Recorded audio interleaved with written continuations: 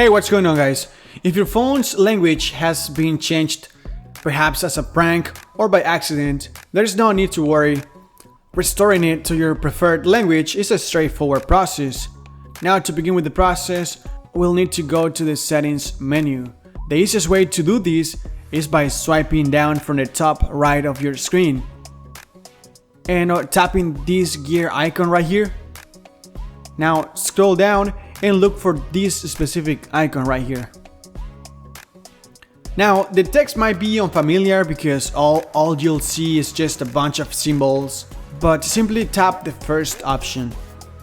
Then we're going to tap this plus icon right here, and now scroll through the list to find your language.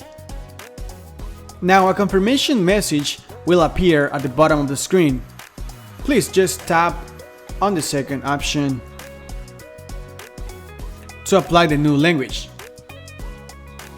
And as simple as that, your phone should now be set to your desired language.